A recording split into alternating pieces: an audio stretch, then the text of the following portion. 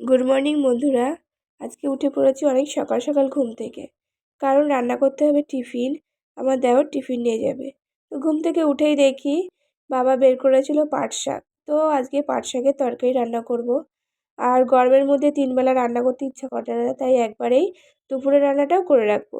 তো পাট শাক রান্না করব, এটা বাটা মাছ দিয়ে তরকারি।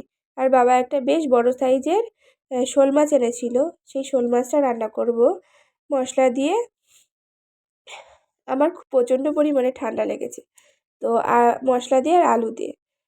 তো চলো দেখে নেওয়া যাক কী কী গুছিয়ে নিয়েছি। এদিকে দেখো শোল মাছগুলোকে ভালো করে জল বরফ ছাড়িয়ে রেখে নুন হলুদ মাখিয়ে নিচ্ছি। বেশ বড় সাইজের একটা শোল মাছ ছিল। আর এখানে নিয়েছি দেখো পাট শাকের তরকারি রান্না করব, তার জন্য বেশ কয়েকটা রসুন থেতলে নিয়েছি আর মশলাটাও করে নিয়েছি। এদিকে দুটো কড়াই বসিয়ে দিয়েছি। আর দেখো আমি পাট শাকগুলো একটু বড় বড় সাইজের কেটে নিয়েছি, কারণ সকালে রান্নার চাপটা থাকে বেশি। 8টা সাড়ে 8টার মধ্যে রান্না করে ফেলতে হবে, তার জন্য দুপাশে কড়াই দিয়ে তাড়াতাড়ি করে রান্নাটা বসিয়ে দিয়েছি। তো রসুনটা একটু ভাজা ভাজা হওয়ার পরে কুচিয়ে রাখা পাট শাকগুলো দিয়ে দিলাম। তার ভিতর পরিমাণ মতো নুন হলুদ ও কয়েকটা চেরা কাঁচা লঙ্কা দিয়ে এবার নাড়িয়ে চাড়িয়ে নিয়ে একটু ঢেকে দেব। যতক্ষণ না একটু সেদ্ধ সেদ্ধ হয়ে যাবে ততক্ষণ পর্যন্ত এটা ভাজা ভাজা করে ভেজে নেব। তো দেখো পাট শাকটা শাক এরকমই নরম যে অল্প একটু জাল লাগলে একদম নেতিয়ে যায়, তো অত বেশি অসুবিধা হয় না। তো যখন সেদ্ধ সেদ্ধ হয়ে গেছিলো তারপরে অল্প পরিমাণ জল দিয়ে আমি ভেজে রাখা যে বাটা মাছগুলো সেগুলো দিয়ে দিয়েছিলাম। দিয়ে বেশ 5 মিনিট মতন জাল করে নিলেই রেডি হয়ে গেল পাট শাকের তরকারি। তো এদিকে দেখো আমি আলুটাও ভেজে নিয়েছি। তোমাদের আবারও বলছি, সকালে রান্নার চাপটা বেশি থাকে, তার জন্য খুব তাড়াহুড়ো করে রান্না করছি। আর অনেক দিন বাদে একটা ব্লগ ভিডিও শেয়ার করছি। প্লিজ বন্ধুরা তোমরা দেখো, স্কিপ করো না, পুরোটাই দেখো, তোমাদের অনেকটাই ভালো লাগবে। আমার সকাল 6:30 থেকে 10টা পর্যন্ত একটা জার্নি তোমাদের সঙ্গে শেয়ার করছি, তাড়াহুড়ো জার্নি যেটাকে বলে। তো মশলা কষিয়ে নিয়েছি, এবার এর ভিতর অল্প পরিমাণ একটু জল দিয়ে নিচ্ছি যাতে মশলাটা ভালো সেদ্ধ হয়ে যায়।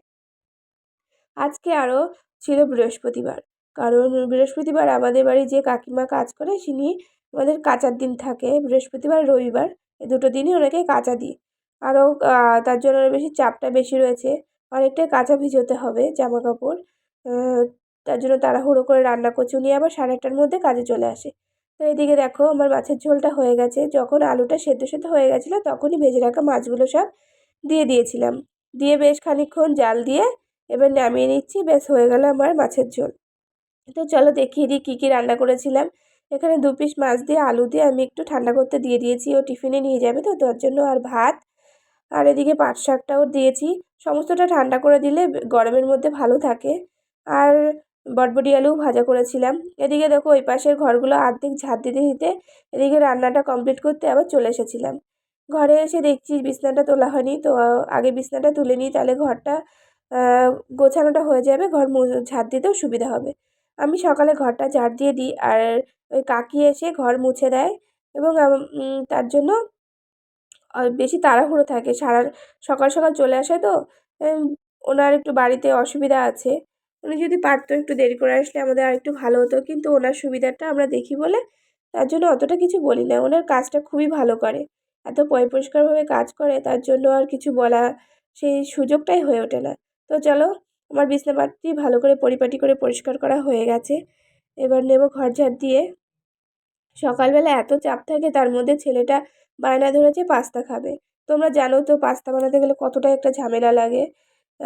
এর মধ্যে চলে এসেছে বাবা বাজার থেকে, অনেকগুলো বাজার নিয়ে চলে এসেছিলো যে তাতে করে গোছানো আগে ঘরটা ঝাড় দেবো তারপর ওদিকে যাব।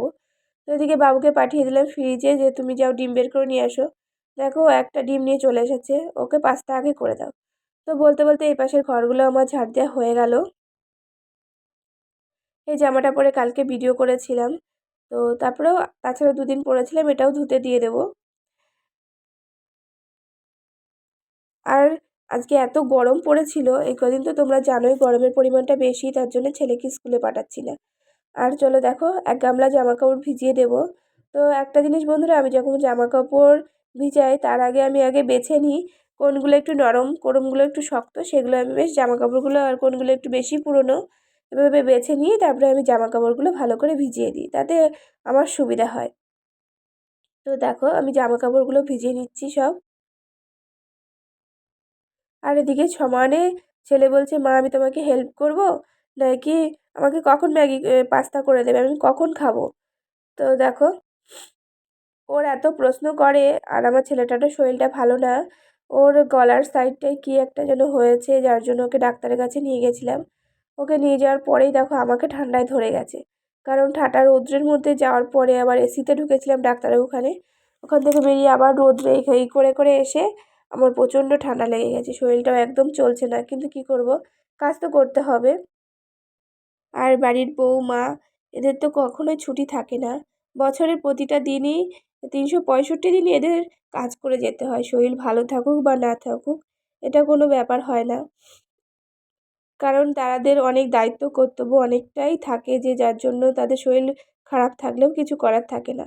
তো চলো দেখো, দেখতে দেখতে আমার সমস্ত জামা কাপড়গুলো ভিজানো হয়ে গেছে, আর এদিকে কিছু নতুন জামা কাপড় ছিল সেগুলো সব আমি নিজেই ধুয়ে দেবো। এর মধ্যে বাবুর পরে খুব রেগে গেছিলাম, কারণ ও এত বিরক্ত করছিল, বারবার বলছি যে দাঁড়া এগুলো ভিজিয়ে নিই তারপরে তোকে বানিয়ে দিচ্ছি, কিন্তু শুনছে না কোনো কথায়। তার জন্য ওর পরে খুব রেগে গেছিলাম। তো কি করব বলো, মাঝে মাঝে ছেলেটার পরে একটু রাগ দেখায়, তাছাড়া আর কার পরে দেখাবো বলো। কারণ আমার বলতে তো আমার ছেলেটাই আছে না। তো দেখো পাস্তা করে দিয়েছিলাম, সবার খাওয়া দাওয়া প্রায় শেষের দিকে, এবার আমিও নিয়ে বসে পড়েছি। আর আমার ভিডিওটা কেমন লাগলো, আমার সকালের জার্নিটা তোমাদের সঙ্গে শেয়ার করলাম, আশা করছি ভালো লেগেছে। আবার দেখা হবে নতুন একটা ভিডিওর সাথে। সবাই ভালো থেকো, সুস্থ থেকো, আর আমাকে অনেক অনেক সাপোর্ট করো বন্ধুরা।